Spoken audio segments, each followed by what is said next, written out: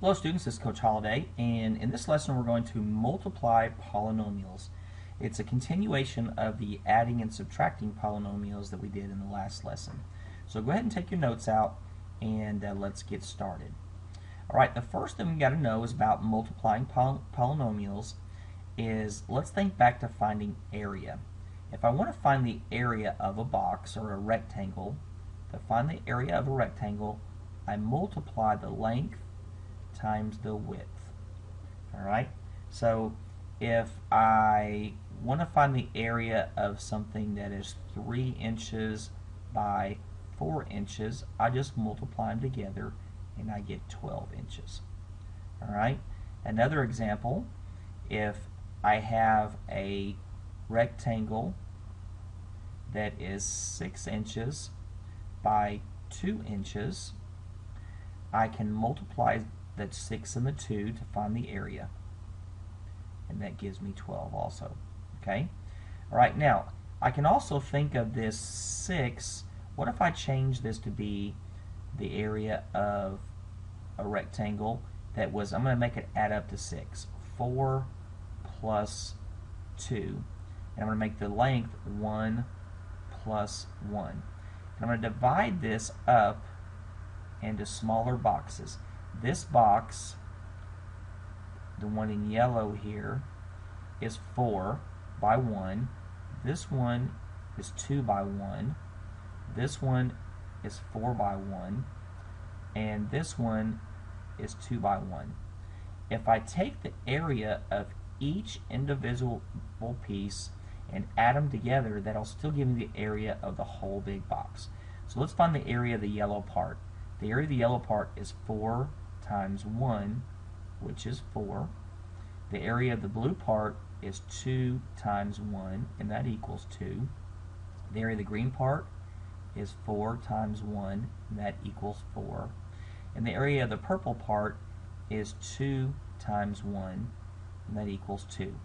So I found that these are the widths and lengths of each of these boxes. If I add all these areas together, I get 4 plus 2 is 6, plus 4 is 10, plus 2 is 12. It's still 12. So I can take the area of the length as a whole, or I can split it up into 2 areas and find these multiple boxes, and I'll still get the same area. We're going to use that to help us to find, to multiply polynomials, a binomial times a binomial. Alright, so let's look at this first example. My first example, I have 2x minus 3 times x plus 1. This first one's a binomial, and the second one's a binomial. Okay, so this is 2x minus 3.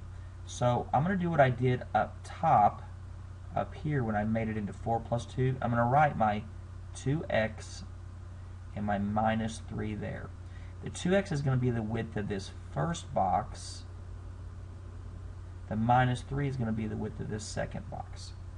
And then the x plus 1, that's going to be my length. And the x is going to be the length of this top box.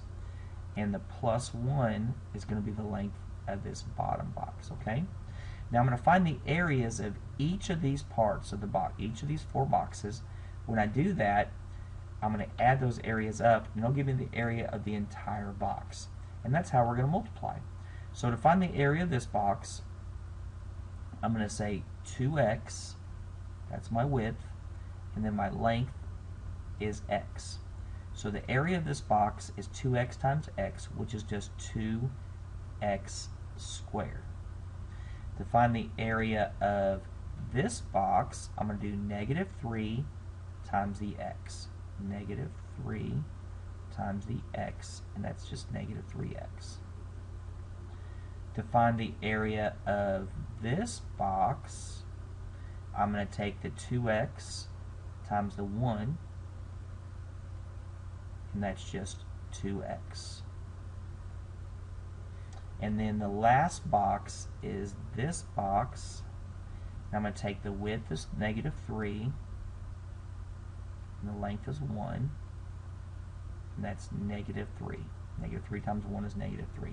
Now to find the area of the whole thing, I'm just going to add those all together. The area is 2x squared plus 2x, so my 2x squared plus my 2x minus 3x, because that's a negative 3x, and then minus 3. And it doesn't matter which order we did. You could have done 2x squared minus 3x plus 2x minus 3. Now I'm going to add my like terms. Those are alike, so I have 2x squared still, and 2x minus 3x is negative 1x, and then minus 3. And that represents the area of that huge box, which represents the product of 2x minus 1 times x plus 1.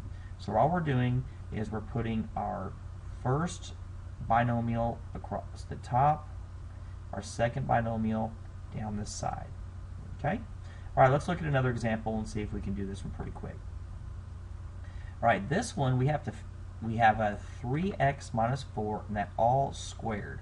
So I wanted to show you in this form because we have to expand this out. What this means, when I have a parenthesis squared, that means the parenthesis times itself. So this equals 3x minus 4 times 3x minus 4. Okay? So we're going to multiply 3x minus 4 times 3x minus 4. We're just finding an area. So I'll let my first one, my width, be 3x and minus 4, and my length will be 3x and minus 4. Now what I'm going to do is I'm just going to multiply the width of this one times the length of this one. So the width of this one is 3x, the length of this one is 3x. So 3x times 3x, and that equals 9x squared. Now I'm going to find the area of this box, which is negative 4 times 3x, which is negative 12x.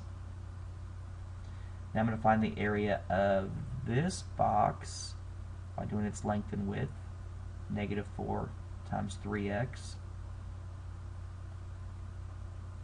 That equals negative 12x. And then the last one is I'm going to find the area of this box, and it's negative 4 times negative 4. That is the width, and there's the length. And that's positive 16. So now these are my small areas, the areas of each of the small boxes. And to find the area of the big box, or the product of 3x times minus 4 times 3x minus 4, I just add all those up. So I have I have 9x squared, that one, minus 12x, minus 12x, minus there, and then that 16 is positive, so plus 16. Now I'm going to combine my like terms, which is negative 12x and negative 12x. When I add those together, I get negative 24x. And then I have my plus 16. Remember, when I add together, I just add the coefficients and leave the variable alone. So this is the area of that rectangle. It's also the product of 3x minus 4 times 3x minus 4. Okay? Alright, we're going to use this in class tomorrow. Go ahead and complete the whisk. Bring any questions you have with you to class, and we'll see you then.